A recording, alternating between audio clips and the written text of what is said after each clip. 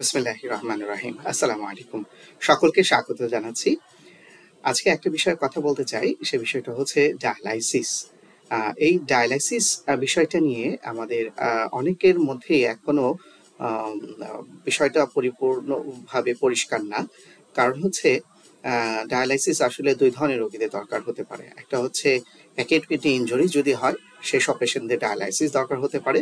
এছাড়া দরকার হতে পারে যদি ক্রনিক রেনাল ফেইলিউর আ বা এন্ড স্টেজ রেনাল ডিজিজ হয়, ইএসআরডি যেটাকে আমরা বলছি, সেক্ষেত্রে ডায়ালাইসিস দরকার হতে পারে। তবে অনেকের মনের মধ্যে বদ্ধমূল ধারণা রয়েছে যে ডায়ালাইসিস একবার শুরু করলে সারা জীবন ডায়ালাইসিস লাগবে। হ্যাঁ, তবে এটা দ্বিতীয় গ্রুপ, যারা ক্রনিক রেনাল ডিজিজ বা এন্ড স্টেজ রেনাল ডিজিজ যে পেশেন্ট আছেন তাদের ক্ষেত্রে এটা প্রয়োজন হতে পারে। কিন্তু যারা অ্যাকিউট কিডনি ইনজুরি পেশেন্ট হয় তাদের ক্ষেত্রে দেখা যায় যে এই ডায়ালাইসিস কিন্তু পার্মানেন্ট না। এই ডায়ালাইসিসটা কিন্তু পার্মানেন্ট না। বারবার বলছি, এই ডায়ালাইসিসটা কিন্তু পার্মানেন্ট না। যেমন হচ্ছে অনেক পেশেন্ট আছে লেপ্টোস্পাইরা দিয়ে অ্যাকিউট কিডনি ইনজুরি হতে পারে, অথবা হতে পারে প্যারাকুয়েট পয়জনিং এর কারণে অ্যাকিউট কিডনি ফেইলিওর হতে পারে, অথবা হতে পারে আপনার দেখা যায় যে ফিজিক্যাল অ্যাসল্ট হয়েছে বা কোনো বড় ধরনের অ্যাক্সিডেন্ট, রোড ট্রাফিক অ্যাক্সিডেন্ট হয়েছে বা মারামারি হয়েছে, তো তখন দেখা গেল অনেকের রেনাল শাটডাউন হয়। তো ওই মুহূর্তগুলোতে কিডনিটাকে সচল করবার জন্য আমাদের কিডনি ডায়ালাইসিস দরকার হয়। অনেক সময় সেপ্টিসেমিয়া থেকে ডায়ালাইসিস হতে পারে, chronic renal acute kidney injury হতে পারে, এবং সেক্ষেত্রে ডায়ালাইসিসের দরকার হতে পারে।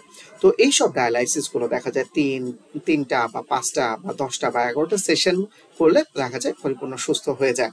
তো অনেকেই যেটা ভুল করেন সেটা হচ্ছে, অনেক রোগী যেটা করেন, তারা মনে করেন যে একবার ডায়ালাইসিস শুরু করলে সারা জীবন করতে হবে, এই জন্য শুরুতে তারা কনসেন্ট বা অনুমতি দিতে চান না। এই ক্ষেত্রে আমরা ডাক্তাররা বা নেফ্রোলজিস্ট যারা আছেন তারা বিপদে পড়েন।